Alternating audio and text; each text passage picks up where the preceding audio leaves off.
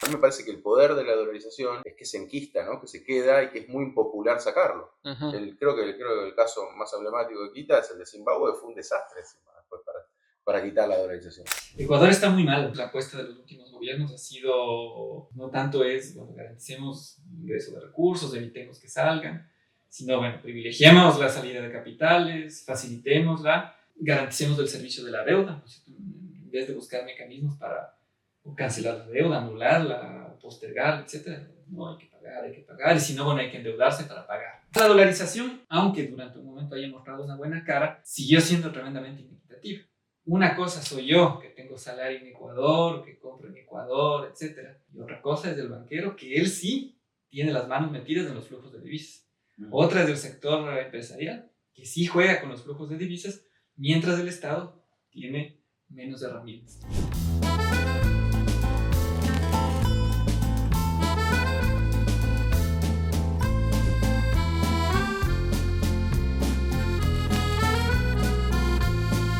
Hola a todos, estamos acá nada más y nada menos que en París. Estamos acá en el Instituto de Estudios Políticos de París y estamos junto con Andrés Chiriboga, que justamente es un economista que me han recomendado muchísimo de Ecuador, así que es un placer estar hoy con vos. Y bueno, antes que nada, para presentarte, para que el público te conozca, queríamos saber un poquito a qué te dedicas o en qué está tu trabajo hoy en día.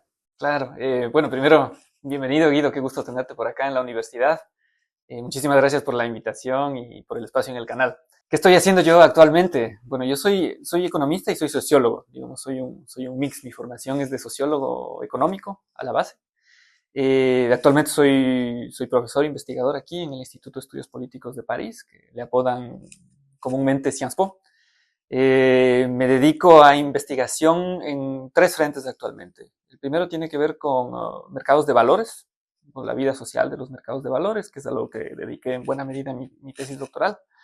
En segundo lugar, el tema de deuda, que está muy vinculado con otro tema que estoy trabajando ahorita, que tiene que ver más con investigación, incidencia, algo de diplomacia, en temas de alivio y cancelación de deuda en países del sur global. Estamos trabajando con algunos países en América Latina y en África, notablemente, donde hay posibilidades y donde hay interés. Lamentablemente no es el caso de todos los países.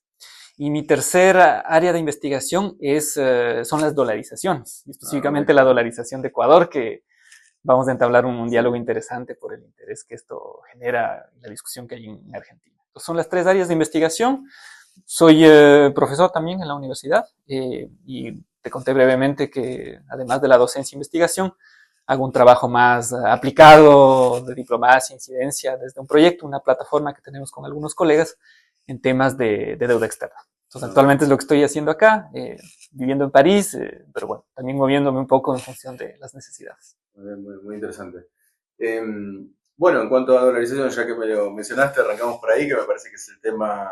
Vos sabés que de paso yo te cuento un poquito, yo estuve también en El Salvador, también hablé largo y tendido, ahí tuve una entrevista de 2 horas, que te prometo que no va a ser de 2 horas extra, pero digo, acerca de lo que están haciendo ya con la dolarización, lo que fue el proceso de dolarización, que entiendo que tiene sus diferencias con lo que fue El Salvador, porque lo que es llamativo en El Salvador era que no tenía un proceso inflacionario, no tenía una inflación elevada, sin embargo decidieron dolarizar, con lo cual se abrieron muchísimas especulaciones del real motivo de la dolarización. Bueno, cuando conversaba allá con los economistas me decían que en realidad era justamente para aliviarle las deudas a los importadores y a los bancos, o sea que no respondía a un problema de inestabilidad, que entiendo que era más a lo que respondía en Ecuador, pero no sé, te consulto a vos, ¿cuáles crees que fueron los motivos de la dolarización y qué opinión tenés en general o en base a lo que estás estudiando, investigando? ¿Cuál es tu opinión al respecto con la dolarización? Sí, por supuesto. Interesantísima la entrevista, además la vi. Ah, la viste bien. La vi. Además, luego pasa a discutir temas de seguridad y cuestiones hasta de evidencia personal del Sí. entrevistado. Muy buena la entrevista, bien interesante. Y hay algunas cosas, algunos puntos de contacto, algunas similitudes que yo te diría, sobre todo desde un punto de vista de economía convencional, no se abordan cuando se discuten las dolarizaciones. Parto de ahí. La historia que se conoce, se discute cuando la gente piensa en la dolarización en Ecuador, remite rápidamente al año 2000, en primer lugar. ¿Cierto? Formalmente el Ecuador adoptó el dólar como moneda en el marco de una gran crisis económica, financiera, algunos bancos habían quebrado en ese momento producto, sí, de algunos shocks externos, pero sobre todo de las decisiones de política económica que habían tomado los gobiernos desde inicios de la década de los 90. Habían desregulado la economía, los banqueros, para decirlo de manera muy sencilla, estaban haciendo lo que quieran. Una de las cosas que les interesaba y que se incorporaron en las desregulaciones de los años 90 era facilitarles dos cosas. Uno, prestarse dineros a ellos mismos, ¿no es cierto?, que se llamaban estos créditos cruzados. Y por otro lado, la desregulación de la cuenta de capitales, que era básicamente facilitar la salida de recursos que ellos manejaban, de ellos y de sus depositantes, fuera de la economía ecuatoriana para hacer lo que quieran con ellos. Entonces, todo eso alimentó una crisis donde habían altísimos niveles de inflación, una devaluación brutal de la moneda que tenía que ver con las decisiones de política monetaria que tomaron los gobiernos de turno. En ese momento es inyectarle sucres, que era la moneda que desapareció finalmente en el año 2000, para básicamente hacer salvatajes bancarios. Los banqueros manejaban mal los recursos de los ecuatorianos y ecuatorianas y la respuesta del gobierno era, bueno, vamos a imprimir dólares y desde el Banco Central les salvamos, les metemos recursos a ellos y no necesariamente a la mayoría de la población. Entonces eso alimentó las presiones inflacionarias, agravó la crisis y llega a un punto donde la economía se dolariza. El gobierno del expresidente Mawad, que además me parece que Milei lo cita, que ha tenido conversaciones y demás. Derecha, ¿no? Era un presidente neoliberal de derecha completamente ligado a sectores claramente identificados en la banca. Incluso en campaña había recibido dinero de un banquero que se llamaba Spiazu, que fue uno de los bancos del Banco del Progreso que quebró en la crisis. Entonces sabía que Mawad había recibido dinero de ese banco. Entonces Mawad tenía relaciones con las élites claramente. Voy a volver sobre este punto porque es importante, porque al final de cuentas, y además me pareció muy interesante en la entrevista del Salvador, que a las personas que les interesa ver esta entrevista y conectarle con la otra, me parece importante verla, hay muchas similitudes, hay diferencias, por supuesto, son realidades distintas, economías distintas, pero también hay muchas coincidencias. Entonces voy a volver al tema de las élites. Pero lo que pasa es la historia, el relato económico convencional. Dice, había una crisis y el gobierno tenía algunas opciones y optó por dolarizar. Al gobierno le pareció que era una idea buena, sobre todo para controlar al menos uno de los problemas que era la hiperinflación. Entonces, remitiendo a algunas tesis de la economía convencional, de que hay una relación entre una mayor dolarización, incluso informal de la economía, con un control de la inflación, ¿cierto? Que eso, y ahí me voy a detener un poco porque me parece importante, hay un montón de documentos, un montón de investigaciones, algunas te dicen que sí hay relación y otras te dicen que no. Entonces, la conclusión, ¿no es cierto?, viendo estudios buenos, ¿no es cierto?, que incluso son estudios de caso donde sí hay una correlación, no necesariamente hay causalidad, pero digamos la línea de la inflación, ¿no es cierto?, va de la mano con la línea del aumento de la dolarización, a veces informal de la economía, que se mide como, por ejemplo, la cantidad de dólares que están depositados en el sistema financiero de un país, ¿no es cierto? Así puede medirse la dolarización en Argentina, en otros países. Ecuador, que está dolarizado al 100%, es distinto. Pero hay algunas correlaciones. Utilizan los economistas unos modelos avanzadísimos para meter controles, para meter, no sé, hay unos que te ven si es que existen algunas variables. Bueno, no quiero entrar en estos tecnicismos, pero algunos te dicen, ¿no es cierto?, para el caso de Egipto, para el caso tal, ¿no es cierto?, sí encontramos esta relación. Otros, en cambio, son casos contrafácticos que te dicen un ratito, capaz de esto en Egipto, con la dolarización informal, con este modelo econométrico específico se muestra. Pero un caso emblemático, por ejemplo, el de Zimbabue, ¿cierto?, donde has tenido dolarización, desdolarización, muestra claramente que no hay relación. No hay ni siquiera correlación, Guido. ¿Cierto? A veces, digamos, sí había un comportamiento similar entre el aumento de la penetración de dólares de la economía, pero en el caso de Zimbabue, por ejemplo, por una serie de razones, por la relación con Sudáfrica, por factores externos, no había esta relación. Entonces, eso muestra, ¿cierto?, claramente, hay una prueba contrafáctica que no se puede concluir tajantemente que si tú dolarizas, si permites la mayor penetración de dólares de manera informal a la economía, decisiones que incluso Venezuela ha tomado últimamente, con decisiones de política pública. No hay una relación entre esa medida, o dolarizar totalmente la economía, y una relación y una reducción de la inflación. Entonces, si ves todos los papers, todas las investigaciones, todos los documentos posibles, la conclusión que uno sensatamente, sobre evidencia empírica, debe tomar es que no es una conclusión tajante económica. Entonces, cuando la gente piensa en la dolarización ecuatoriana, dicen, bueno, había algunos economistas y algunos sectores empresariales que decían, la dolarización es una medida comprobada para combatir la inflación. Y por eso fue que el gobierno de Mawad tomó esa decisión. Algunos analistas un poquito más críticos, más progresistas o más convencionales dicen, de todas maneras, fue un salto al vacío. Entonces, si vemos los relatos de varios tipos de economistas, digamos, ahí tienes unos más neoclásicos, unos más heterodoxos, te dicen, Mawad no estaba muy claro de la medida, el Banco Central no estaba listo, de alguna manera es un salto al vacío, fue una apuesta que luego tuvo un comportamiento específico. Pero el tema es que esa es una historia incompleta, ¿cierto? Eso no da cuenta de efectivamente lo que estaba pasando, porque una primera cosa que hay que tener en cuenta es que ya existía una historia del dólar antes, en los años 90. La misma desregulación, ¿cierto?, que permitía la salida de capitales, los préstamos dentro de los mismos grupos económicos, permitía la dolarización en un primer momento, sobre todo de los activos del sector financiero. Eso ya lo trabajaron las élites en las reformas de los años 90. ¿Por qué? ¿No es cierto? Ahí había unos ciertos intereses de ciertos sectores de las élites de que haya más dólares en la economía.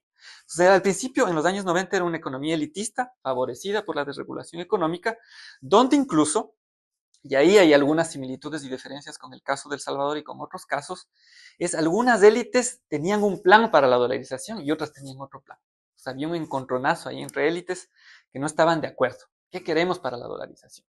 Entonces tú por un lado tenías un sector del sistema financiero, del sector bancario, que le interesaba, y aquí hay una investigación que la acabamos de publicar, es una publicación que salió ya en Claxo, está editada por un sociólogo, antropólogo argentino que se llama Ariel Wilkis. Poner el link ahí abajo del Sí, video. sí, sí, sería buenísimo que la gente pueda consultarlo, leerlo, criticarlo. Ahí hay otros estudios, incluso hay discusiones sobre Argentina, sobre Zimbabue, sobre Georgia.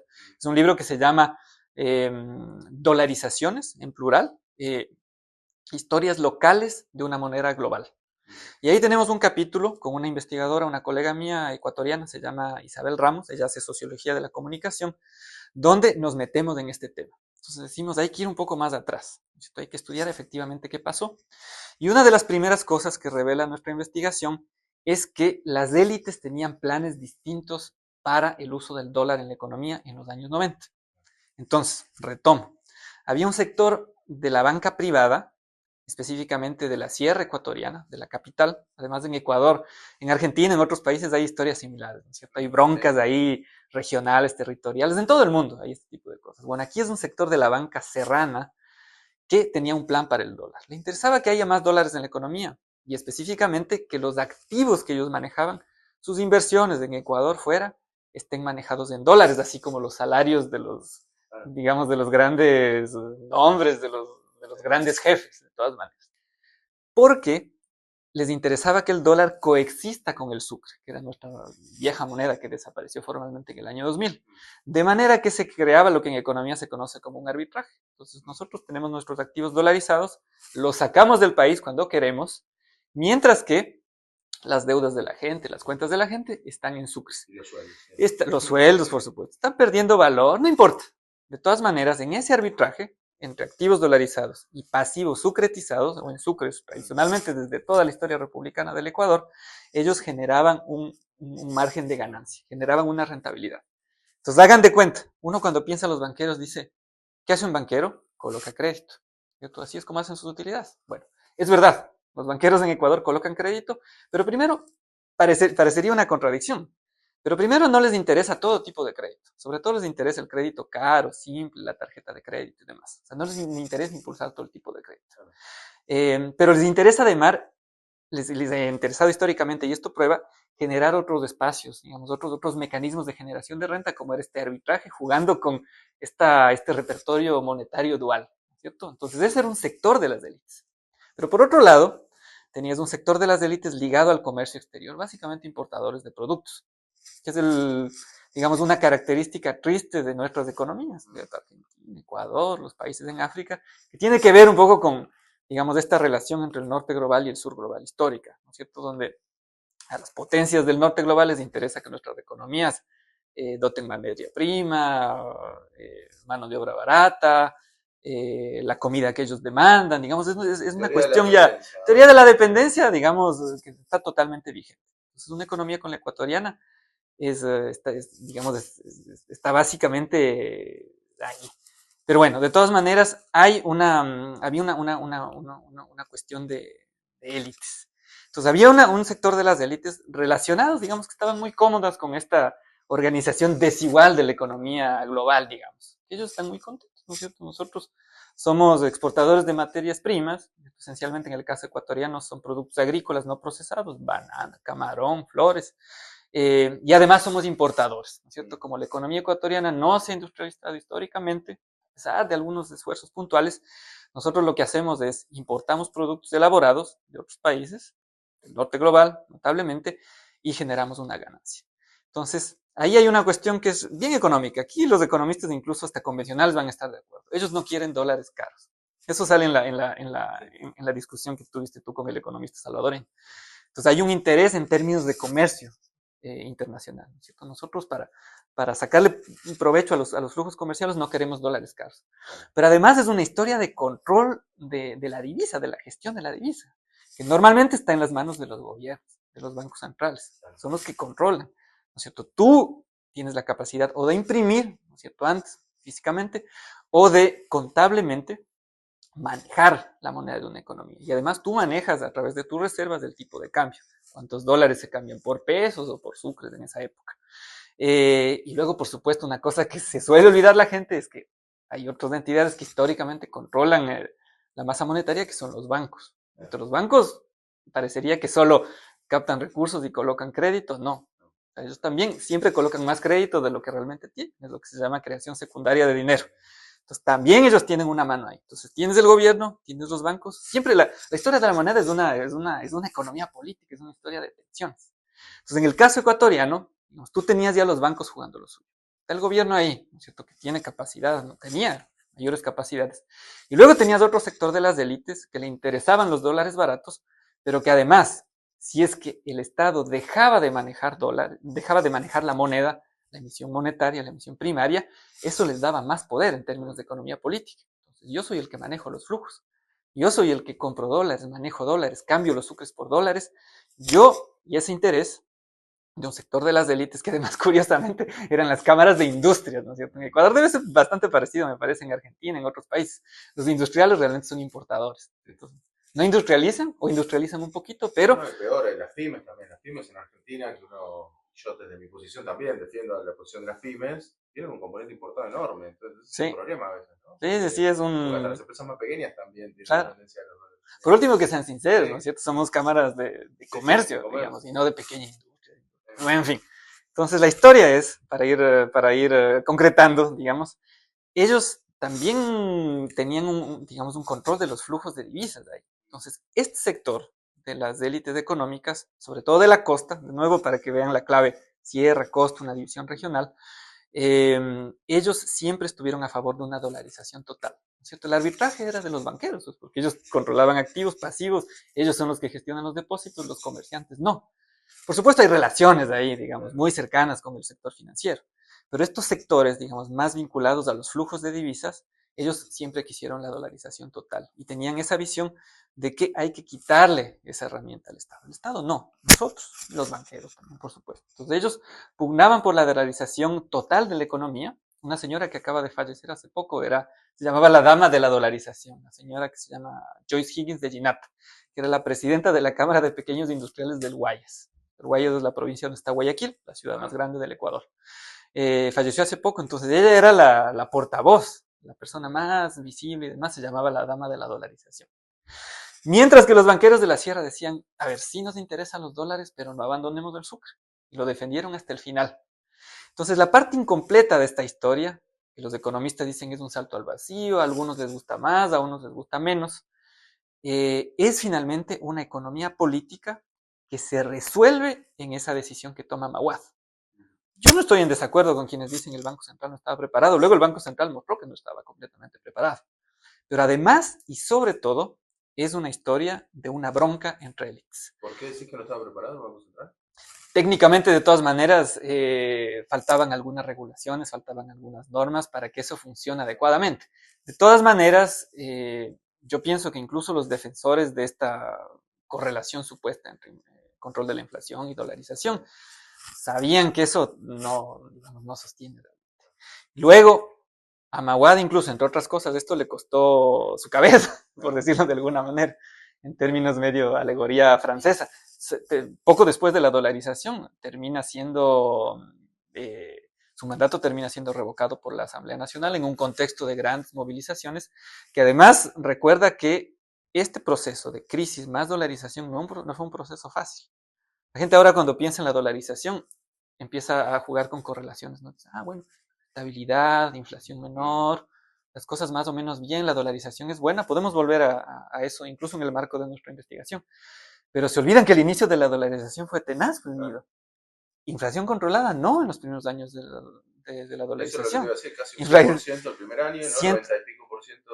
107, 90, y poco a poco luego un poco se va controlando. Pero te digo, sin prueba empírica de que haya sido gracias a la dolarización que se controló la inflación. Quizás saber si quizás vos que lo investigaste, a mí viéndolo desde afuera, un poco lo que me contás vos, viendo un poco lo que pasó en El Salvador, me parece que quizás el tema de inflación se termina resolviendo vía, como se está resolviendo en Argentina actualmente, que está descendiendo el índice de inflación, vía asfixiar a la economía. O sea, en definitiva, si vos dolarizás y lo que haces es que tener una economía cada vez más pequeña y más asfixiada, lo que ocurre es que la inflación tampoco tiene dónde generarse, ¿no? Porque no hay demanda.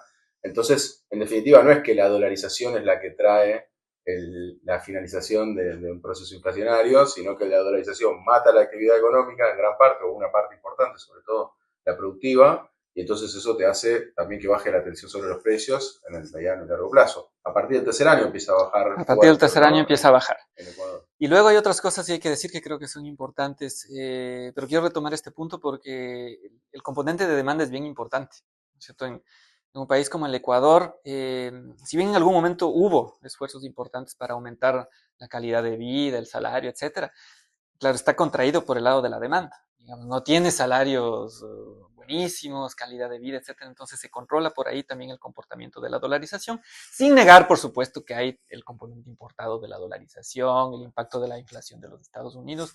Eso juega, digamos, ese rol. Pero hay que ver la película completa, incluyendo, como te digo, y ese es el mensaje sobre todo que quiero dejar, que en la dolarización hay una economía política. ¿No es cierto? El dinero no es neutro, eso es una cosa que dicen las escuelas heterodoxas de economía, pero si es que tú incluyes realmente, además ahora que está de moda con lo de los premios Nobel, ¿no es cierto? Las instituciones y demás, que era una discusión que la sociología y la antropología tenían desde hace siglos, y yo creo que la contribución de Acemoglu, Johnson y Robinson, la más importante quizá es acercarles a ciertos economistas de esa discusión. Luego yo tengo unas críticas bien importantes al trabajo de ellos. De todas maneras, es que eso hay que tomarlo en cuenta. Y en la historia de la dolarización ecuatoriana, y si pensamos, por ejemplo, en El Salvador, o en la discusión que le plantea Milei y algunas élites a la Argentina, es importante pensarse eso. O sea, en algunas conversaciones que hemos tenido con periodistas, con analistas políticos, incluso con algunos políticos argentinos, una pregunta que yo les hago es, les cuento esta historia. Les digo, bueno, ¿cuál es la economía política de la dolarización en Argentina?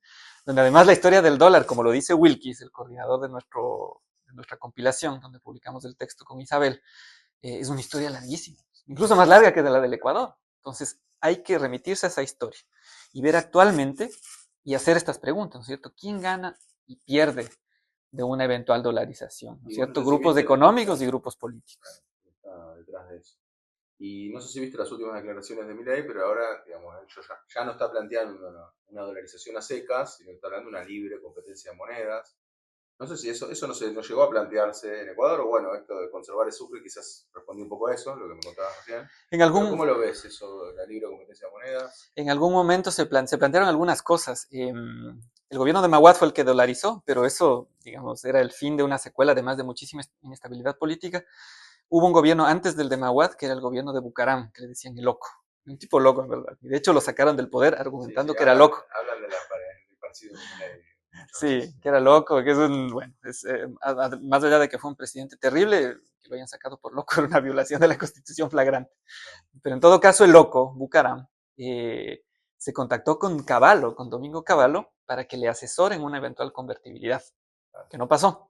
Pero se evaluaban este tipo de opciones en el marco de esta discusión, sobre todo de tensiones no era una discusión técnica. Digamos, eso es un reduccionismo, me parece típico de ciertos economistas, no todos, pero ciertos, que es ver las cosas así en chiquitos, no ver que hay una bronca ahí, que había intereses de la banca, que había intereses de los sectores comerciales, y que eso se reflejaba en las discusiones de los políticos. Esto loco no es por loco que le llevaba a Caballo, era porque ahí había élites que estaban muñequeando, que estaban generando tensiones de ahí, que les interesaba ese modelo. o les interesaba la dolarización total. Finalmente fue dolarización total en el Igual la año libre 2000. competencia de moneda, bueno, yo siempre digo que hay que ver, porque a veces son esos títulos que se dicen, bueno, libre competencia de moneda, ¿no? Yo creo que el quiebre está en cuando vos pones en el supermercado un precio en dólares, o cuando vos podés pagar impuestos en dólares, o cuando la gente empieza a recibir su salario, sobre todo el empleado público, en dólares.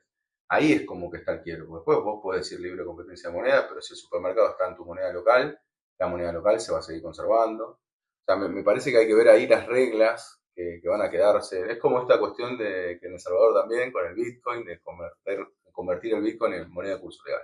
Sí, Pero después no puedes pagar ningún impuesto, nadie cobra salario en Bitcoin, no hay ningún precio en Bitcoin. Entonces, no, digamos, ok, es una cuestión más, una facilidad más que te dan supuestamente en la economía, pero después en los hechos reales no. Lo importante, por eso me parece que los casos de dolarización importantes son el de Ecuador y el de El Salvador, porque efectivamente se termina plasmando en un supermercado y terminan ganando su salario en sí, dólares, ¿no? sí. Y ahí también está la trampa un poco a veces en Ecuador, porque, bueno, ahora ya no recuerdo cuánto está el salario promedio más o menos, pero giraba en torno a los $600, que no necesariamente es malo, pero el tema es que los precios internos también son muy altos, ¿no? En Ecuador, y entiendo que sigue estando así, con precios internos altos, lo cual el salario alcanza para poco en Sí, Ecuador. sí, a pesar de que todavía tienes en principio inflación controlada, ¿no? Claro. Tienes una inflación que está acercándose a los 2 puntos y hace tiempo va alrededor de 1 punto, ¿no? En la época del expresidente Correa la inflación estuvo en 1, me parece que cerró en el 2016 o 2007 en 1,1, una cosa así. ¿Y Correa nunca se planteó quitar la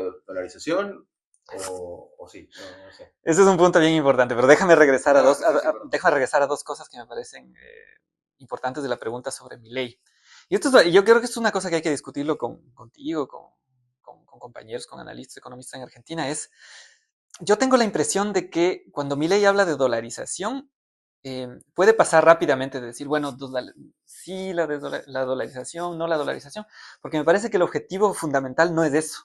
O sea, me parece que es sobre todo la dolarización en tanto que instrumento que sobre todo le quita competencias y le destruye las capacidades del Banco Central. Entonces me parece, tú sabes mejor que yo, No, digamos, esto es no. una hipótesis viendo y haciendo paralelos con Ecuador, que el objetivo sobre todo es del Banco Central, me parece a mí, en Argentina. Sí, sí. Capaz ya está extremadamente dolarizada la economía argentina y habrá que ver un poco qué dicen las élites. Pero el Sí, objetivo primordial es sobre todo quitarle competencias al Banco Central. Si la dolarización sirve para eso, bienvenida sea. y la Si le quitamos de otra dolarización, manera, buscamos otra manera. sí, te agrego algo más. Lo que él quiere es más que nada que sea perpetuo, que eso de liberal no tiene nada, ¿no? Que es la idea de, quiero, porque ¿qué pasa? Si vos le sacás competencia al Banco Central, pierden las elecciones, le vuelve a dar competencias al Banco Central y entonces todo lo que hizo se da marcha atrás. En cambio, él con la dolarización sabe, y por eso iba la pregunta con lo de Correa, que después es muy difícil dar marcha atrás, porque quien tiene moneda fuerte en sus bolsillos, por más que después se la gaste toda la moneda fuerte y no le alcance, no sé, 600, $500 por mes no alcance para vivir, uno no quiere que después le cambien la moneda fuerte por una moneda que históricamente tiene menor valor. Entonces a mí me parece que el poder de la dolarización es que se enquista, ¿no? Que se queda y que es muy impopular sacarlo. Uh -huh. Creo que el caso más emblemático que quita es el de Zimbabue, fue un desastre después para quitar la dolarización. O sea que después, una vez cuando ya está metido en la dolarización, es muy difícil salir. No sé si compartís esto o te parece Sí. que también va por ese lado y a eso un poco respondía lo de Correa, que me imagino tampoco, me parece haber escuchado alguna vez que él dijo que no podía quitar o que no era muy popular o que no era conveniente Sí. quitar la dolarización. Es porque el artículo con Isabel Ramos, nosotros empezamos con una frase, o sea, para que no sea un artículo demasiado académico ni mucho más, hablamos de la popularidad incuestionable de la dolarización, que incluso lo tomamos nosotros, es una nota que hace el país en el marco de las elecciones de 2021, me parece en Ecuador, o de 2023. En Ecuador ahora es el país de las eternas elecciones, referéndum, presidenciales y demás. Ya la gente está hasta cansada de eso. Pero en todo caso sale una nota en el país donde hay una verdad. La popularidad del dólar es brutal. Conecto eso con Correa. Correa entiende bien tanto las potenciales bondades de la dolarización bajo ciertos contextos, porque Recordemos que es economista Correa también, digo, para que no sí, lo presente. Sí. Correa es PhD en macroeconomía, le entiende muy bien. Tanto como la dolarización en cierto contexto puede presentar bondades, que es lo que pasó en buena medida entre el 2003, yo diría entre el 2014, Entonces, la dolarización se comportó bien, pero bajo ciertas condiciones. Eso Correa lo entiende bien. Y varios críticos de la economía convencional, incluso algunos economistas convencionales lo reconocen. Porque la dolarización en sí mismo no es mala. Eso es algo que yo les digo en algunas entrevistas en Argentina. Me parece que hay gente que ya ha tomado una postura, ¿no? Dicen, bueno, como mi ley quiere dolarizar, la dolarización es mala. La dolarización, yo te diría, no es ni mala ni buena, pero es tremendamente restrictiva. Te obliga, ¿no es cierto?, a repensarte la manera de gestionar las finanzas públicas, la cuenta de capitales, un montón de cosas. O sea, te mete unas restricciones brutales. Digamos, no es deseable, pero lo que pasó en Ecuador es que por omisión y por acción, en este periodo que te digo, 2003-2014, le fue bien a la dolarización. ¿Cuáles fueron las características? La dolarización es sencilla. Cuando tú ya no tienes, cuando el Banco Central no tiene el control de la emisión monetaria, no te queda otra que te entren más dólares de los que salen. Físicos, contables, que entren, salgan, que se creen, no importa. Tiene que haber más dólares físicos y o contables que los que salen. Estamos hablando de economías recontraconectadas, entonces hay fuga de capitales, hay salidas entendibles de dólares de la economía por concepto de comercio, etcétera. Pero es bien sencilla la fórmula, ¿no es cierto? Teniendo en cuenta que el gobierno está atado de manos, ¿no es cierto? Ya no puedes jugar con la emisión monetaria. Entonces, ¿qué te toca hacer? ¿Qué es lo que dicen los ultraliberales a lo Milei? Tranquilos, el mercado va a dotar. Desátele al mercado completamente y te van a venir los dólares a borbotones. En Ecuador lo que hemos aprendido es que cuando se hace eso, los dólares se van a borbotones. No es que entran, ¿no es cierto? Y ustedes tienen experiencias hasta más graves, ¿no es cierto? Los fondos buitres y demás. Cuando vos me estudias, y ahora recientemente falleció la semana pasada, lamentablemente, Eduardo Basualdo, que justamente estudió mucho la correlación entre endeudamiento y fuga, hay una correlación notoria. O sea, Sí. Argentina se endeuda en pos de fugar. O sea, Sí. que claramente está vinculado. En el caso de Argentina. Lo de Argentina es brutal. Yo te diría es más grave que lo de Ecuador. Incluso cuando me dicen, bueno, y finalmente un diagnóstico. Así, ¿qué pasa si el gobierno de Macri se lanza? Yo digo, es más grave. Porque en Ecuador conocemos de fuga de capitales. Y en Ecuador la fuga de capitales es histórica. Histórica. Incluso durante el gobierno de Correa, que algo de control se pudo establecer, es básicamente de las élites ecuatorianas, que o sacan los dólares de la economía, o quienes hacen negocios con el exterior, venden banano, venden café, camarón, etcétera, ni siquiera internan los dólares de la economía. Entonces, estudios se han hecho donde muestran que si tú comparas, digamos, los volúmenes de ventas que ellos hacen de banano, por ejemplo, ahorita el presidente de la República actual es el hijo de un magnate bananero. En un año dado, por ejemplo, si tú revisas las las exportaciones de banana del grupo Novoa y comparas con cuánto recurso ha entrado, cuántos dólares han entrado a la economía, hay años que entra cero, no meten nada. Se hacen unos negociazos, ni sé qué, crean empleo tremendamente precario y demás, violaciones de derechos humanos y todo lo que quieras. Pero además ni siquiera meten plata en la economía. Entonces ese es el problema de Ecuador. Ese problema tiene también la economía argentina, tiene la economía de El Salvador, tienen estas economías que son dependientes de estas relaciones inequitativas del comercio internacional. Pero además en Argentina tienen fondos buitres, han tenido unas fugas brutales de capitales. Entonces ese es un problema. ¿Qué pasó en Ecuador entre 2003 y 2014? ¿Por qué a pesar de eso se comportó bien la dolarización? Digamos, estuvo medio saludable. Porque a pesar de esta excesiva salida de dólares, fugados o no internados por las élites ecuatorianas, tuviste una entrada mayor de dólares, por concepto de un par de cosas. La primera, con una situación además humanitaria brutal, es que mientras las élites ecuatorianas fugaban los dólares o no los internaban, como los exportadores bananeros, frutas, etcétera, la gente que había salido del país por la crisis de 2000 a vivir en Italia, en España específicamente, ¿no es cierto?, que ya no veía oportunidades, salieron, ¿cierto? El cabeza de la familia, la madre de familia que trabajaba en España, enviaban remesas para que su familia tenga oportunidades, los chicos estudien, coman y demás. Entonces ahí tenías una entrada de dólares que sostuvo la dolarización en un primer momento. O sea, no eran las élites, no era el libre mercado, eran los migrantes ecuatorianos que metían plata a la economía con el esfuerzo y con el sufrimiento que eso implicaba. Segunda cosa, el propio Estado, a través de deuda externa. Entonces, ¿qué le toca? Deuda. ¿Qué puede hacer el Estado? Deuda. Entonces, el Estado ecuatoriano se empezó a endeudar bastantísimo. En la primera fase del gobierno de Correa no tanto, porque además los precios altos del petróleo favorecieron un mayor ingreso de divisas de dólares para el Estado ecuatoriano gracias al precio del petróleo. Además, Correa tomó unas decisiones, incluso cuando él fue ministro de Economía antes de ser presidente del gobierno anterior. Reformaron el mecanismo en que se dividían los excedentes extraordinarios por concepto de variaciones del precio del petróleo. Entonces había unos acuerdos en los contratos petroleros entre las empresas privadas y el Estado donde decían, nosotros pactamos a un precio, si el precio sube, hay que repartirnos del excedente extraordinario. Entonces, una cosa que hizo Correa siendo ministro y luego siendo presidente es rompió con los acuerdos que eran, en un principio, 99% de esos réditos extraordinarios se iban a las empresas petroleras. Y el Estado, que es el dueño del petróleo, soberano y demás. Entonces, al principio, Correa, siendo ministro, dijo, no, vamos a cambiar esto. Era 70-30, ¿no? O 60-40, eso habría que revisar. Y luego, siendo presidente, dijo al revés. Ustedes se llevan el 99%, ahora el Estado se lleva el 99%. Ustedes 1%, ya un gesto les vamos a hacer.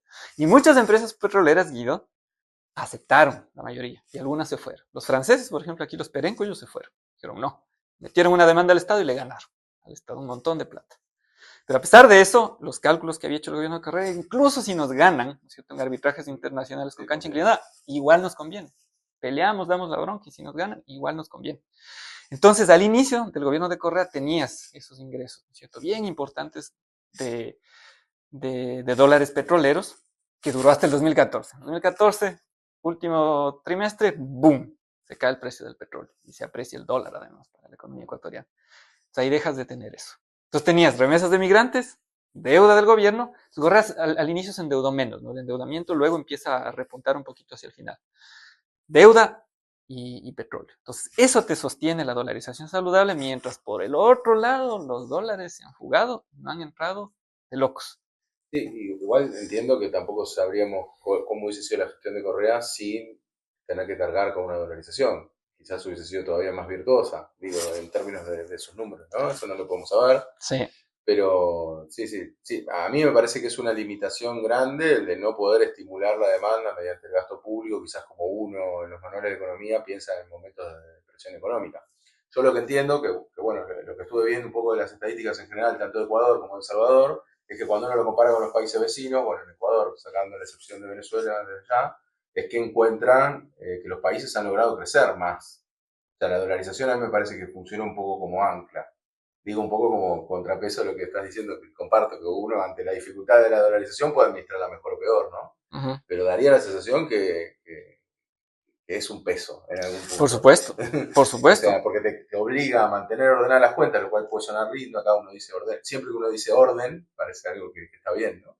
Pero quiero decir, justamente lo que se ha demostrado en los países centrales es que justamente un poco de desorden, vamos a poner en contraposición en algunos momentos de crisis, es algo positivo. Y en Argentina hoy lo estamos viviendo, ¿no? Ahora tenemos un presidente que quiere el extremo orden, superávit fiscal desde el primer día, que solamente el 20% de los países del mundo tiene superávit fiscal, y estamos con una crisis enorme. Claro. Siempre uno puede ordenar los números, pero después se le desordenan a la gente, Sí. ¿no? Es que hay además con el tema de las restricciones fiscales y el orden y los recortes, hay una tremenda hipocresía, una tremenda hipocresía. Y en una economía dolarizada, para hablarte de Ecuador, es peor aún. Porque te dicen, no, además hay que controlar, el Estado no tiene que meterse mucho, hay que recortar, hay que cubrir el déficit. Pero si te das cuenta, ¿para qué se hacen esos recortes? ¿Para qué las reglas fiscales estrictísimas? Es para que el Estado, ¿no es cierto?, acumule recursos para garantizar que haya las suficientes reservas para atender básicamente el pago de deuda. Y el pago de deuda, piensen, ¿no es cierto?, en los términos que les digo, ¿no es cierto? La dolarización, necesitas que entren recursos, entren dólares, más de los que salen. Ahí está saludable la dolarización. ¿Qué pasa si tú lo que haces es, te ajustas del cinturón para generarle recursos al Estado en sus reservas? Para pagar deuda, el pago de deuda es salida de dólares. ¿Cierto? Si tú te endeudas y entran dólares, ok, es entrada de dólares. Pero cuando tú garantizas, a través de restricciones fiscales, de política de austeridad, etcétera, que haya recursos para pagar deuda, básicamente lo que estás haciendo es lo contrario. Pues estás poniendo, si quieres, en riesgo la dolarización. Entonces, esa es la hipocresía, ¿no es cierto?, de quienes entienden la gestión de la dolarización así, y además específicamente el propio Fondo Monetario Internacional. Fondo Monetario Internacional, sus programas son así. ¿Y estuvo a favor, a propósito que decís del Fondo Monetario, estuvo a favor de la dolarización? ¿Se supo algo con respecto, estuvo a favor, en contra de que Ecuador dolarice en ese momento? ¿O El Fondo ahora? Monetario Internacional actualmente siempre ha hablado de una defensa de la dolarización. Como te digo, interesada. Pero además, yo además insisto siempre en que atrás hay una economía política. Por ahí, digamos, el técnico de la misión del Fondo Monetario Internacional es un economista ortodoxo que no entiende de nada, pero siempre detrás hay una economía política de cómo actúa el fondo. Entonces, el fondo lo que está ahí es, te dice, yo te doy recursos, incluso se lavan un poco la cara, dicen que hay algunos pisos de inversiones en salud y demás que tienes que cubrir, que nunca cubren además, nunca cubren. Hay Eso unos siempre lo ponen para no quedar tan para cruel. lavarse la cara, pero lo peor es que además, por último, que cumplan. No cumplen. Hay un estudio de Oxfam y hay un profesor ahí que se llama Alexander Kentikelenich, me parece, que hacen un estudio donde dicen el Fondo Monetario Internacional no cumple eso. No cumple. En Argentina está habiendo un recorte fenomenal de educación, de salud, en Claro, términos de porcentaje de PBI, digo. O sea, sí, que encima que cae el PBI, cae la relación del claro, PBI de salud y educación. claro. Sí, sin lugar a dudas, no. Y además te hacen creer, entonces te dicen, es que el recorte es para eso, para que inversión, ¿no es cierto? Para que sanees las cuentas fiscales. Pero luego cuando tú ves, o sea, si tú ves globalmente los indicadores que te ponen en los programas, entonces lo que te dicen es, tiene que recortar aquí, tiene que apretarse el cinturón, mucho gasto no, despida gente, ni sé qué, digamos, acumule reservas, que son otros indicadores que te dicen, reservas del sector financiero, del sector público no financiero, no sé qué, ahí la economía va a ponerse saludable. Pero por otro lado hay un indicador que siempre te ponen, que tiene que ver con qué es lo que vas a hacer con los pagos de deuda que estás pendientes. Los países como Ecuador, Argentina, están siempre atrasados. Y el indicador así, el indicador más importante que te ponen es cero atrasos de pago de deuda. Primer año, segundo año, tercer año, cuarto año, quinto año. Cero, cero, cero, cero, cero. El programa que tiene el gobierno del Ecuador actualmente con el fondo, que le prestó 4.000 millones de dólares, ese es el indicador clave. Y el resto es, ¿no es cierto? Ahora se habla, por ejemplo, de eliminación de los subsidios a las gasolinas, que ya lo hizo el presidente Noboa, ¿cierto? Para que eso además se acumule en la cuenta que tiene el sector público no financiero en el Banco Central. Todos esos indicadores tiene el programa del fondo. Sanear las cuentas, acumular, eliminar los subsidios, subir impuestos, ya lo hizo Noboa. Por supuesto, no subió el impuesto a los más ricos, sino el impuesto al valor agregado, el que paga todo el mundo. Subieron el IVA. Subió el IVA. Eso además fue lo que llama el fondo, es una precondición, ¿cierto? Entonces ese gesto tuvo que hacer Ecuador para poder acceder al programa del fondo. Al final parece que eso pasa en un comportamiento a nivel global, ¿no? Parece que los impuestos al final terminan recayendo en la mayoría de la población cuando se tienen que aumentar, ¿no? Claro. Pero por otro lado, y en esto insisto, te ponen el indicador, el QPC se llama en inglés. Te dice, tiene que pagar la deuda. Tiene que pagar la deuda. La deuda del propio fondo, el Ecuador está endeudado con el fondo, con los mercados de capitales, con China también, hay que decirlo. Y bueno, hay otras deudas de mayor peso, digamos, en el componente. Pero no se atrase, pague la deuda, pague la deuda. Ese es el indicador principal. Entonces, por un lado te dicen, aprietes el cinturón, suba impuestos, eliminen los subsidios, endeúdese más, porque incluso te dicen endeúdese más. ¿Para qué? Para que cumpla con el indicador principal, que es pagar deuda externa. Porque además el programa actual, Guido, del FMI es chistoso. En el análisis de sostenibilidad del DCA, dice, esta deuda no es sostenible, pero con poca probabilidad. Y para que aumente la probabilidad de que no repague la deuda, lo que tienes es cumplir el programa, ¿cierto? Y cumplirme el indicador.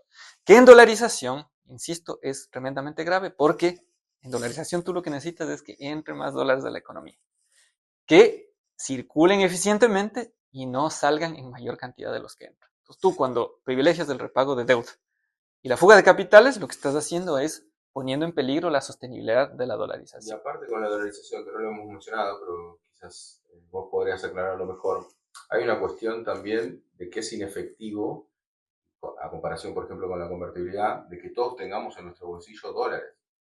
Porque en realidad son un montón de dólares que podrían estar en el Banco Central y en realidad están circulando entre los privados para terminar gastándoselo mes a mes, que sin embargo, por ejemplo, la dolarización, la convertibilidad, perdón, cosa que yo estoy en desacuerdo de la convertibilidad argentina, pero quiero decir, en definitiva, por lo menos circulaban los pesos y los dólares estaban guardados en el Banco Central.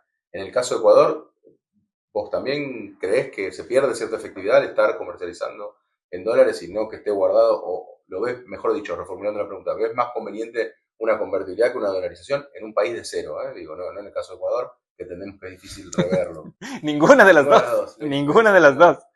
Claro. Te digo, volviendo, que además es una cosa que es muy delicada decirlo, ¿no? Por eso además te cuento toda la historia, porque algún rato alguien agarrará este video y dirá, quedó claro que vos Digo, habla de la desdolarización y demás. Digamos, yo creo que la postura, además, Si en la el gente caso no de quiere, Ecuador, es algo que no está claro. que es otra cosa de cuál es la opinión de la gente, eso es importante que lo hablemos, de la popularidad de la dolarización.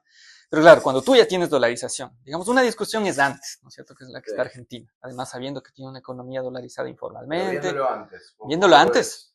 No, viéndolo antes tienes que proteger tu moneda, pues. Totalmente. Porque pierdes de todas maneras. Luego te toca inventarte, digamos, todo un andamiaje para gestionar la liquidez de dolarización, que es lo que en la época de Correa sí se hizo, ¿cierto? Eso se rompe con la presidencia de Lenín Moreno y vuelves a una lógica de bobo liberalismo.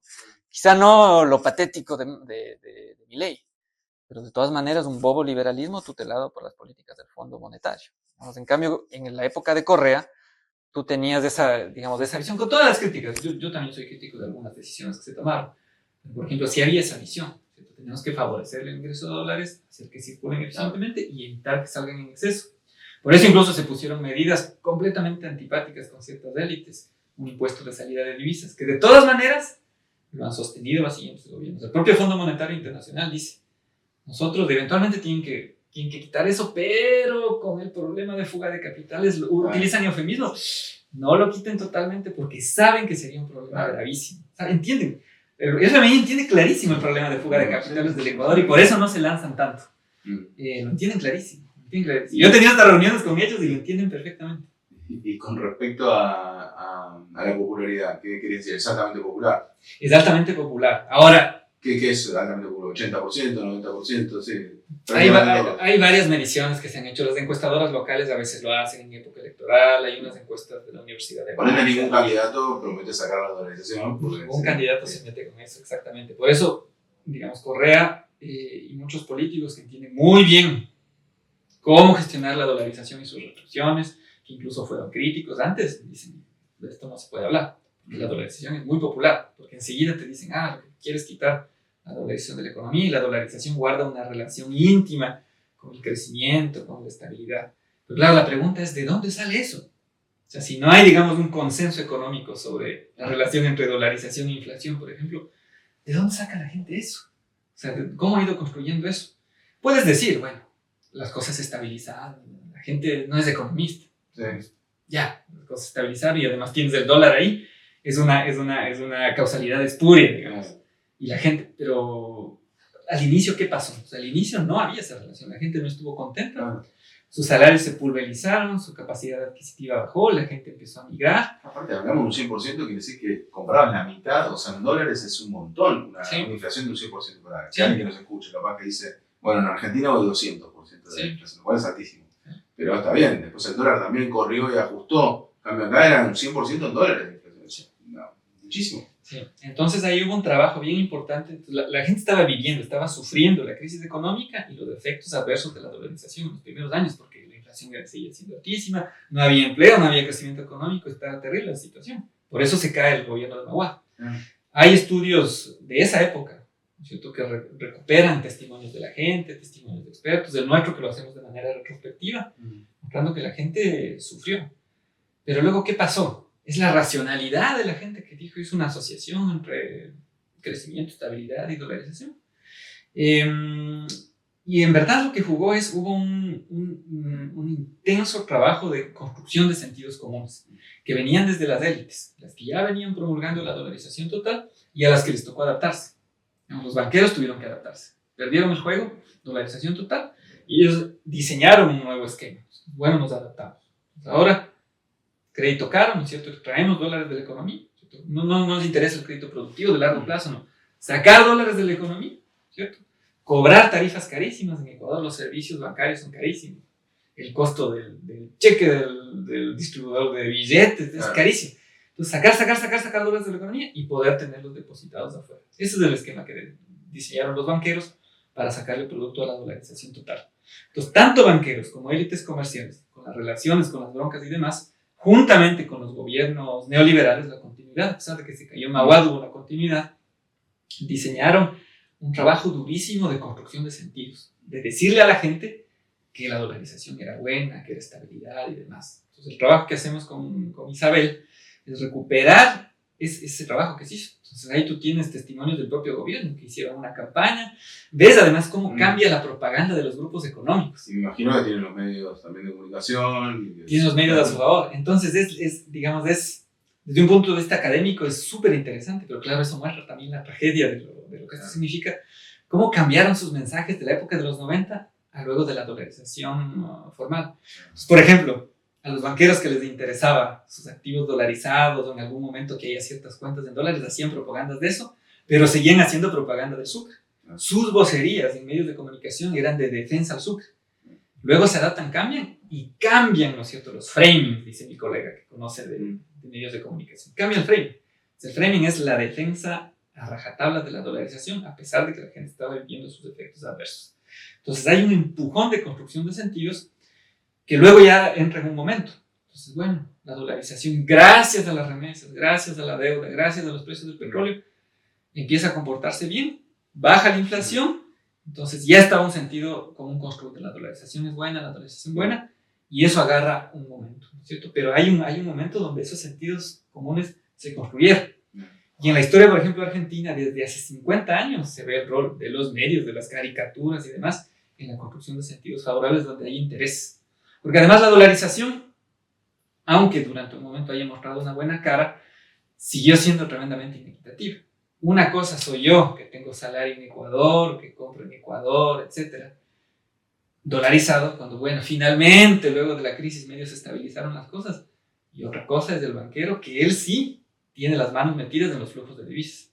Otra es del sector empresarial, que sí juega con los flujos de divisas, mientras el Estado tiene menos herramientas. Entonces, esa economía política y ese quién se beneficia más de un esquema dolarizado sigue siendo vigente en la situación actual. ¿Qué te dicen los economistas? Convencionales y unos no tan convencionales. O sea, todo el mundo, bueno, finalmente se beneficiaron, es del país, todo, no. Hay quienes le sacan más provecho a la gestión privada de los flujos de moneda, en este caso dolarizada. Y así es la dolarización, por supuesto. Sí, aparte, a ver, uno cuando plantea en Argentina hay cierta actividad industrial, cada vez menos, pero existe cierta actividad industrial y uno cuando ve que se dolariza, lo que pasó en el caso de El Salvador y de Ecuador, es que ve que hay un estancamiento en cuanto al desarrollo industrial. ¿Qué es lo que pasa? Bueno, en Ecuador te pueden contestar, bueno, en realidad nunca tuvimos, como bien contaste, nunca tuvimos un gran desarrollo industrial. Pero, a mi modo de ver, una cosa es no tener un desarrollo industrial y otra cosa es decir, me olvido para siempre o me olvido de tratar de desarrollar esta industria, que entiendo que con Correa pudo haber levantado, pero después nuevamente se ha vuelto a caer, como casi toda la actividad del país en general. Y en Argentina, lo que uno piensa, a diferencia de otros países de Latinoamérica, es que tenía una industria, ¿no? Obviamente sacando como excepción Brasil, México, desde ya, que son dos grandes, vamos a decirlo así, economías más desarrolladas. Argentina tenía cierta industria. Y ahora cada vez, o sea, si uno entrara en un ciclo de dolarización, se termina de romper. Vos sabés que hasta el 74 en Argentina tenía un muy buen desarrollo industrial para ser un país latinoamericano. Y eso se empieza a destruir a partir del 76 con políticas neoliberales, vamos a decirlo así. Con lo cual a mí la sensación que me da con respecto a la dolarización es esa, ¿no? Es como decir, bueno, que ya estoy destinado a este rol y no tengo mucho más para hacer, ¿no? Como que dejó todo en las manos de otros. Sí, además ha sido un incentivo en los países o que han dolarizado formalmente o que han permitido una mayor penetración de dólares por desregularización. Ha sido un incentivo para que los sectores económicos más bien se dediquen a las actividades comerciales y a controlar, a meterse en ese juego de yo genero, extraigo divisas, las saco del país, las gestiono fuera, las deposito fuera, las tengo en paraísos fiscales, especulo afuera. Lamentablemente ese ha sido el incentivo. ¿Se puede actuar de manera diferente? En dolarización yo te diría sí, pero necesitas un cambio brutal de chip de esa visión rentista de los sectores económicos. Decirle, no, de todas maneras apuéstale al país. Y ahí es donde el Estado juega un rol. Sí, incluso, que los dólares ingresen, que no se fuguen. Incluso si estás dolarizado, ¿no es cierto? Generar incentivos tributarios, no tributarios, trabajar con la banca pública y demás, que es un esfuerzo que se quiso hacer en Ecuador, ¿no es cierto? Efectivamente, a pesar de que estamos dolarizados, tratemos de hacer eso. Es medio antinatura, de cierta manera. Entonces, cuando tienes moneda, cuando tienes que jugar con eso, digamos, el incentivo a una política industrial tiene mayor sentido. En dolarización se puede hacer, pero te cuesta más. Te cuesta más. Esa sería mi lección para ti. Claro, como una esa sería más que tenés que... Claro, teniendo en cuenta además que ya... Puedes correr una maratón y tenés una piedra atada al pie, entonces te va a costar un poco más. Podés ir mejor que Claro. Pero mejor sería no tener. Que es exactamente lo que nos tocó a nosotros Claro. en Ecuador. O sea, Sí, tienes sí, que sí. reinventarte tu política monetaria, cuasi monetaria, tienes que reinventarte la política tributaria, tienes que acoplarte a la dolarización. Eso te quería preguntar, así como nos fuimos con mucho tiempo con la dolarización, pero porque creo que es importante desde ya, en grandes líneas, ¿qué podrías decir de hacia dónde está yendo Ecuador hoy? O sea, ¿cómo viene en términos de crecimiento, de inflación, de desempleo? ¿Y cómo ves a Ecuador en general hoy en día? Ecuador está muy mal y en parte uno de los indicadores es la propia salud de la dolarización, me parece. En los últimos años, la apuesta de los últimos gobiernos ha sido muy distinta en términos de gestión de la dolarización. No tanto es, bueno, garanticemos ingreso de recursos, evitemos que salgan, sino, bueno, privilegiemos la salida de capitales, facilitémosla, garanticemos el servicio de la deuda, ¿no es cierto? En vez de buscar mecanismos para cancelar la deuda, anularla, postergar, etc. No, hay que pagar, y si no, bueno, hay que endeudarse para pagar, ¿no es cierto? Que eso explica los recurrentes y nuevos préstamos con el Fondo Monetario Internacional, que básicamente son créditos para pagar deuda. Entonces, en ese sentido, la economía no va bien, los resultados son muy, muy malos.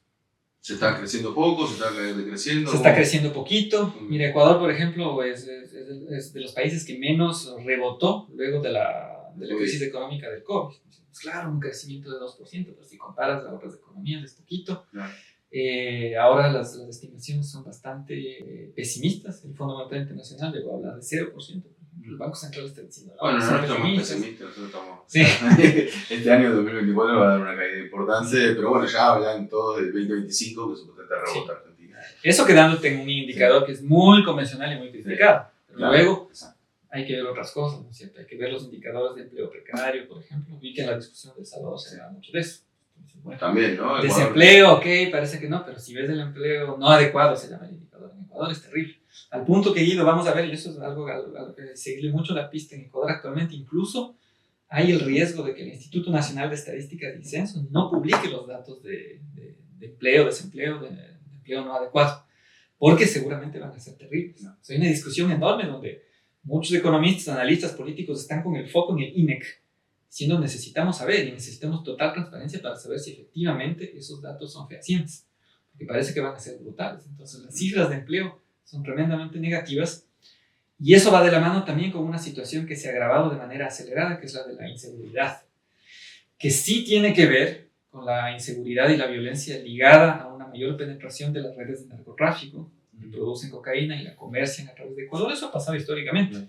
Y tiene que ver con la dolarización, además, porque el negocio de la droga se hace en dólares y es fácil lavar en dólares. Y lamentablemente en Ecuador se lava, en el sector real de la economía y en el sector financiero. Eso ha sido una, digamos, entre comillas, una ventaja que han explotado estas redes de narcotráfico. Pero no había tanta violencia. Ahora en Ecuador lo que ha pasado es, como además el Estado ha replegado en los últimos años, no solo en materia de política económica, sino de seguridad, de política social, antes de todas maneras había algo de contención.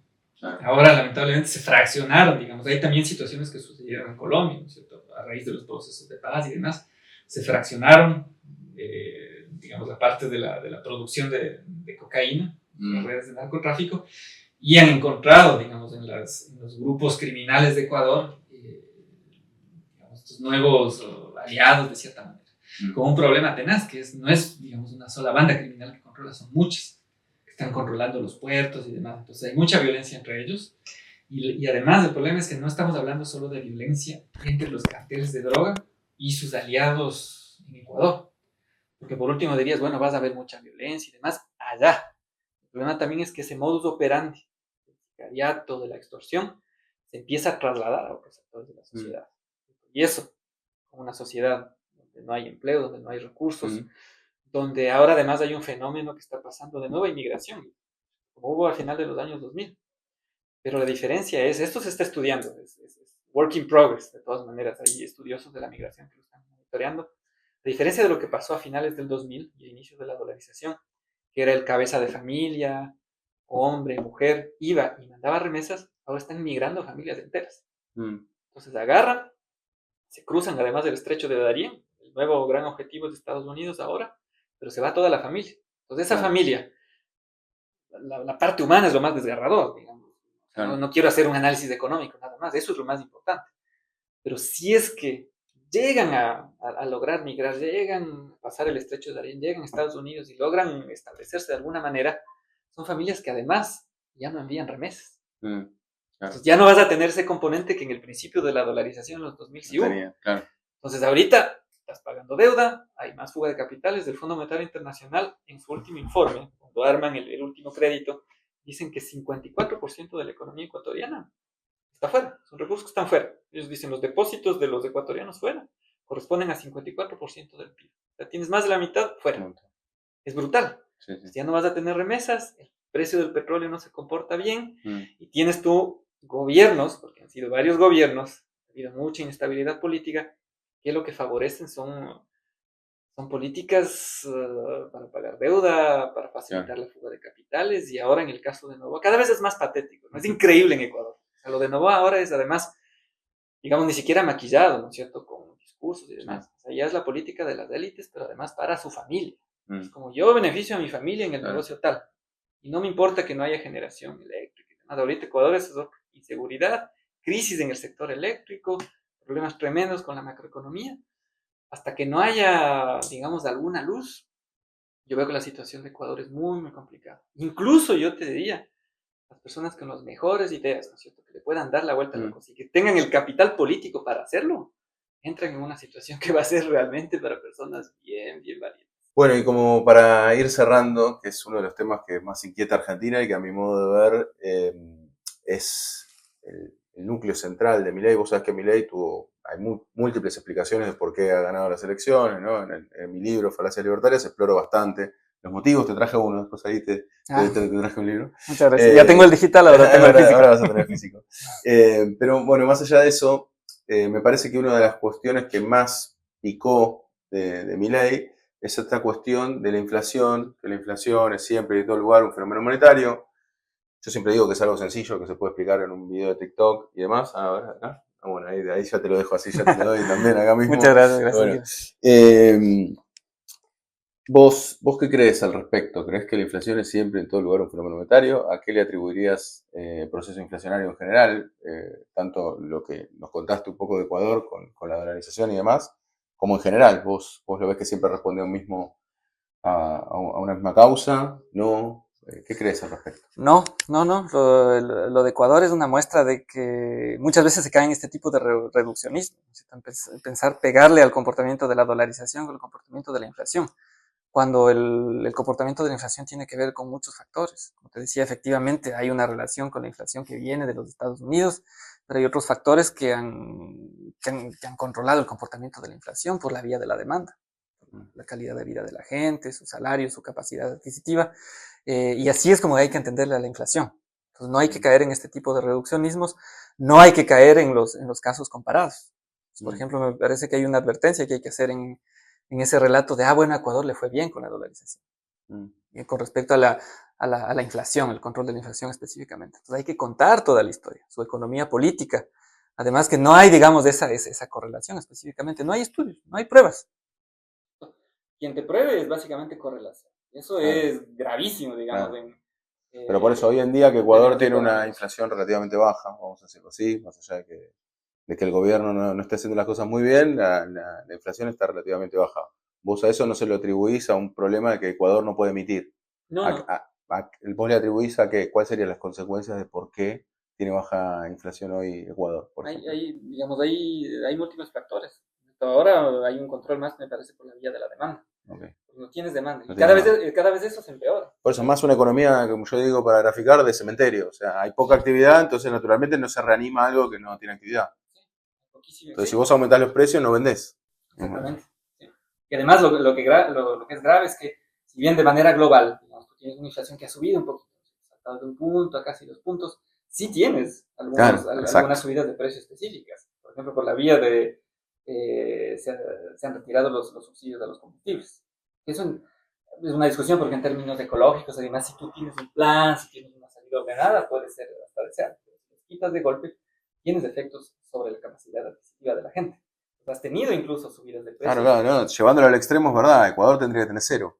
Sí. Si uno toma taxativo y no tiene 0. Tiene cerca también. Tienes una inflación relativamente controlada, pero al mismo tiempo ya tienes subida de precios, ya tienes pérdida de capacidad adquisitiva. adquisitiva de la gente. Yo creo que ahí se corre la discusión, claro, que uno a veces, y yo lo he remarcado bastante, hay una nota mía en Página 11 que tiene como 10 años que yo decía, ojo, porque en el pleno gobierno kirchnerista, yo decía, ojo, porque estamos hablando de la inflación, y el problema central no es la inflación siempre, sino el nivel de precios, o sea, el poder adquisitivo. El poder Eso es adquisitivo central. de la gente. Si vos de golpe no tenés inflación, pero tenés un poder adquisitivo bajo, ¿qué problema resolviste? Ninguno. Claro, no inflación, digamos, extremadamente volátil y de locos. Incluso puedes tener inflación alta siempre y cuando tengas una capacidad adquisitiva en la población, además generalizada, no solo en las élites. Claro. Entonces es importante leerlo en su complejidad al tema de la inflación y no exclusivamente obsesionarse con la inflación. Es una de las obsesiones, me parece, interesadas de los economistas y de las élites con respecto a la inflación, con respecto a los déficits fiscales y ese tipo de cosas que me parece que nos concluyen unos sentidos perversos, o sea, para entender cómo efectivamente funcionan las economías. No te digo solamente los flujos de liquidez en dolarización, sino la economía de todos los días de la gente, como tú dices. Entender bien inflación y capacidad adquisitiva. Entonces, ese tipo de cosas hay que discutirlas seriamente. Yo pienso que el caso ecuatoriano te informa bien ahí, pero hay que cuidarse de los reduccionismos. Te muestran una curva de inflación, además cortada después de los primeros años de la dolarización, en correlación con, bueno, en este caso sería con una dolarización total de la economía, pero lo mismo te pueden hacer con otro país. Decir, mira la inflación aquí en Egipto y el aumento del porcentaje de depósitos en dólares, maravillosa idea, hagámoslo en Argentina. No, cuidado. Además, incluso en el caso de Egipto, de otro país, ver efectivamente cuáles fueron otros indicadores y cuáles han sido las consecuencias sociales de las medidas que se han tomado, que a rato se tapan viendo estos indicadores medio utilizados sobre todo de manera interesada. Lo mismo con el tema del empleo. Es una cosa, por ejemplo, me gusta. Claro, el empleo te puede dar bajo, claro, pero puedes decir en Ecuador, mira, incluso si comparas con la última época de Correa, la gente que piensa la política de esta manera dicotómica, no Correa. Mira, si comparas con este año, el empleo ya está mejor que en la época de Correa, o mejor que en tal año. Pero si miras el empleo no adecuado, terrible. Y peor aún en Ecuador, que es lo que les digo, es posible que incluso que empiecen a ocultar cifras, que es tremendamente grave. Así hay que levantar ahí todas las alertas. Y la informalidad, en Ecuador y fuera de Ecuador. Hay algo que yo destaco también siempre, que el mercado informal de trabajo, en realidad es el que se asemeja más al modelo libertario, digamos, es donde tú te pones de acuerdo, donde vos te pones de acuerdo con el otro sobre cuánto ganás, cómo trabajás, cuántas horas trabajás. O sea, es la mayor libertad posible el mercado informal. O sea que en realidad, que eso también me parece que es algo que no se ahonda mucho, pero que en realidad el mercado informal de trabajo es el que nos mostraría, ok, ¿qué pasa si sacamos todas las restricciones? Porque no hay restricciones en la informalidad. ¿Y qué pasa? Los salarios son más bajos, nadie quiere estar en la informalidad. Entonces, en definitiva, también ese yo creo que es un dato importante, que Argentina, si bien estaba alto en informalidad, arriba del 40%, el mercado informal de trabajo daba, por lo menos, más históricamente, por debajo del resto de Latinoamérica, pero después tenemos países donde tienen muchísima informalidad, ¿no? En Paraguay, por ejemplo, llega casi el 70%, o sea, es realmente, son valores preocupantes por la desprotección del trabajador, ¿no? Sí, que luego se conecta con fenómenos como el de la inseguridad, como la penetración de redes de narcotráfico, de negocios donde se lava dinero, terminan esos modus operandi terminan siendo las oportunidades que la gente que no tiene un trabajo estable con seguridad social finalmente van a dar. Tiene redes que están listas para reclutar, para hacerlo. Y si no reclutan, como te digo, esos modus operandi incluso se trasladan a otros sectores de la sociedad, que es lo que se ve en Ecuador. O sea, ya no es violencia ahí, que le reclutan al chico y le llevan allá. Sino incluso se empiezan a trasladar a otro tipo de situaciones. En Ecuador, por ejemplo, históricamente hay un problema gravísimo de feminicidios. Pero ahora se empieza a ver feminicidio con sicariato. Entonces ahora el tipo violento que toma la decisión de matar a su pareja, contrata a alguien que en alguna medida generó ese modus operandi en las redes violentas del narcotráfico. Y ahí, digamos, ya no estamos hablando solo de gestión de flujos de nuestra economía, ya son problemas tremendamente profundos, de los cuales es muy, muy difícil salir. Por eso digo, es necesario, no hay que retrasar, digamos, los cambios en términos de decisiones políticas, democráticas, pero a la vez también hay que entender que las situaciones cada vez se van volviendo mucho más complejas. Sí. Bueno, Andrés, muchísimas gracias por tu tiempo. Y a ti, Guido, por el espacio. A vos desde ya. Y bueno, y desde ya seguimos en contacto y seguramente te volvamos a consultar porque está súper interesante para ver cuáles son los movimientos. ¿Cuándo tienen elecciones en Ecuador ahora? Las elecciones presidenciales, porque es un periodo cortito, el de Novoa, luego se cortó, digamos, el presidente Lazo no cumplió su periodo, disolvió la asamblea, bueno, las claro. elecciones, va a ser en febrero, el Ah, próximo año, el febrero de próximo aniversario está 2025. cerca. Está Son bien. muy próximas, habrá un periodo formal que Ok. es un mes antes, pero se están calentando motores, ya hay precandidaturas, entramos en un proceso Bueno, muy bien, seguro te voy a democrático. consultar para entender ahí cómo va Con todo. mucho gusto, Así que bueno, siempre estamos muy pendientes de lo que pasa en Ecuador. Estemos allá, estemos estás acá, acá, está bien. siempre el corazón finalmente está en Ecuador y nuestra patria grande. Bueno, gracias Andrés. Bueno, espero que te haya gustado la entrevista. Estuvimos acá con Andrés eh, charlando, sobre todo haciendo bastante eje en la dolarización, que creo que es la característica fundamental de lo que está viviendo Ecuador y lo que viene viviendo hace muchos años. Y también pudimos hablar un poquito de Ecuador, así que desde ya, como siempre, si te gustó, le puedes dar me gusta, puedes compartir con quien quieras, puedes comentar y desde ya suscribirte al canal. Así que bueno, muchísimas gracias y nos vemos en la próxima.